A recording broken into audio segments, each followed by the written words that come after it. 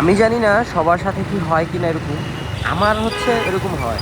আর আমি মনে করি এটা প্রতিটা ছেলের সমস্যা। দুনিয়াতে হচ্ছে প্রতিটা ছেলের বিশ্বস্ত মানুষ হচ্ছে তার মা, তাই না? এখন মাকে যদি বিশ্বাস করে একটা কথা বলি, মা এটা তুমি আব্বুকে বলবো না, তুমি এটা হাইড করে রাখো, বিষয় হচ্ছে আমি এই কাজটা করে ফেলছি।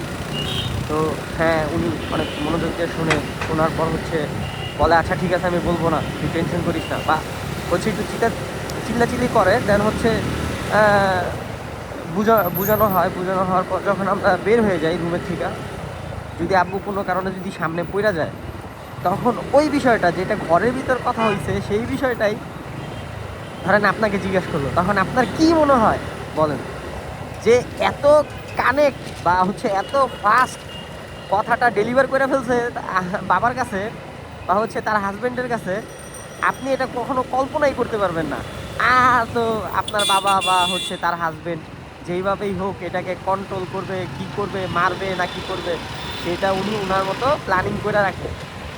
আর যদি বয়স অল্প হয় ছেলেদের, ধরেন 6 থেকে 15 বছর পর্যন্ত যদি বয়স হয়, সেই ক্ষেত্রে তো তার কপালে মাইল ছাড়া আর কিছুই জুটবে না।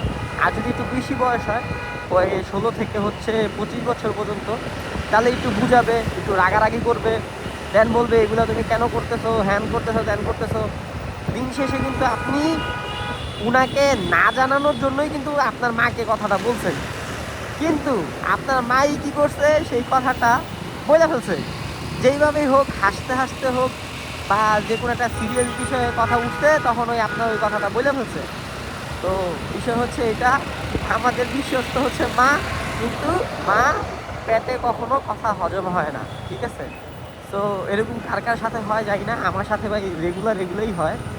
আমি যদি কোনো কিছু বলি মাকে যে আম্মু তুমি এটা বলবা না, সে হচ্ছে আমি ঘর থেকে বেরোনোর আগেই মনে করেন যে একটা আকাম লেগে যায় বাসার মধ্যে। 2-3 দিন মনে করেন যে বাপের সামনে দিয়েও যেতে পারি না। এই হচ্ছে কাহিনী।